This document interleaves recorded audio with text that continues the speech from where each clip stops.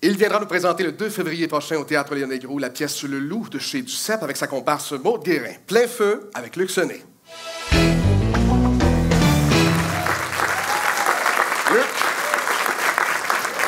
sens-tu l'effervescence et l'amour du public à ton égard? Oui. La gente féminine est en force. Hein?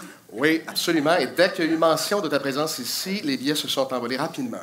Donc, tu seras sur les planches du Théâtre Léon Negro avec Le Loup. C'est bien particulier parce que c'est une pièce que vous avez d'abord jouée avant la pandémie, dans le cadre des 5 à 7 chez Duceppe. Une pièce de Nathalie Doumard. Pour vous la situer, elle a fait j'ai vu L'amour est intemplé, une pièce formidable, extraordinaire. Ouais. Elle a écrit donc Le Loup et mise en scène, et c'est là que ça devient intéressant aussi, par Chloé Robichaud, qui est d'abord une cinéaste qui nous a proposé, entre autres, Sarah préfère la course. Il y a plein de choses là-dedans bien intrigantes dans ce show-là. Donc, premièrement, qu'est-ce que ça te fait de renouer avec ce personnage-là qui, je fais une histoire bien courte et bien longue pour vous dire, ton personnage souffre d'Alzheimer. Il est avec sa conjointe des 30 dernières années ou à peu près, et il veut mettre les points sur les i et lui dire tout ce qu'il lui reste à lui dire, en fait. En fait, il y a comme un éclair de génie. Ça part avec... j'ai pas de misère à faire ça. Je vais vous dire le début, puis je vais vous donner le punch de la fin. On fait jamais ça d'habitude. On dit, bien, si vous voulez voir le punch de la fin, viendrez voir la pièce. Je vous dirai pas ça. Mais vous allez voir, il y a quelque chose de bien beau là-dedans. Le parallèle que je ferais, c'est comme si Donald Trump se lève un matin, parce que Donald a un peu la personnalité narcissique de Donald Trump. C'est pas quelqu'un qui est facile. Mais il y a un éclair de génie, comme s'il avait reçu une pomme sur la tête et il a tout compris. Mais il sait, par exemple, que ses jours sont comptés parce qu'il est au début de la maladie d'Alzheimer.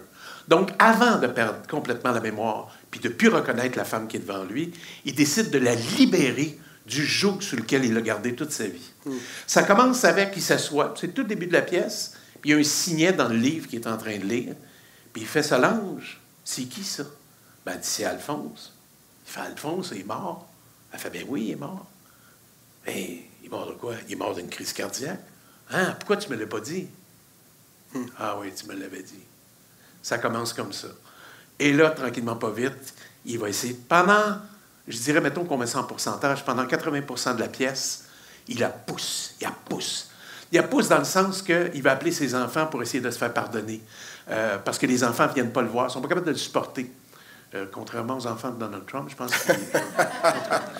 Alors, ils ne sont pas capables de le supporter, ils sont allés même vivre loin de lui. Elle, ça fait 30 ans qu'elle est avec. Fait qu'il dit, il faut que tu vives, il faut que tu retournes aux études, il faut que tu vives ta vie, il faut que tu vives ta sexualité, il faut que tu saches c'est quoi... Ton personnage la pousse dans les bras tout le temps. Il faut que tu saches c'est quoi un orgasme. Tu comprends? Il va jusque-là. Elle fait, je sais c'est quoi un orgasme. Il fait, écoute, moi, c'est pas, je t'ai jamais... Non, mais j'ai pas besoin de toi. Et c'est là que vous voyez que c'est très drôle, malgré le sujet qui est lourd. Il y a plein de moments comme ça. Puis à un moment donné... On arrive, et là, au bout du 80% qu'elle pousse, là, elle se tourne, puis elle fait, là, tu fermes ta gueule. Et le dernier bout, il est à elle.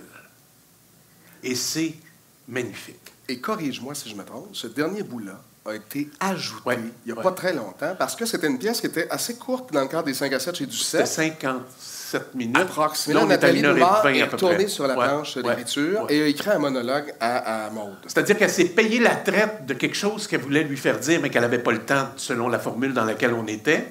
Puis là, comme on passait à la grande salle chez Duceppe, avant même de penser faire la tournée, ben Nathalie est retournée et elle a dit, là, je vais y en donner. Alors, il donne un morceau, là, magnifique, magnifique. Ça, j'en parlerai pas. Mais on arrive à la toute fin, où est-ce qu'elle a tout dit ce qu'elle allait dire.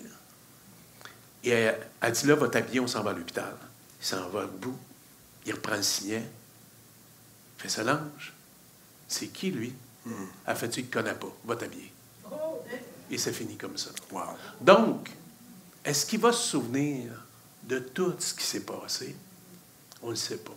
On ne le saura pas non plus. On ne le saura pas, non. Puis c'est pas important. Ce qui s'est passé, c'est qu'il a essayé de provoquer quelque chose chez elle et il n'y avait pas d'affaire à remuer tout ça. Parce que dans le fond, il le fait, mais il le fait même pas pour elle. Il le fait juste pour avoir la conscience tranquille. Il est narcissique. Tu comprends? Il joue dans le nombril tout le temps.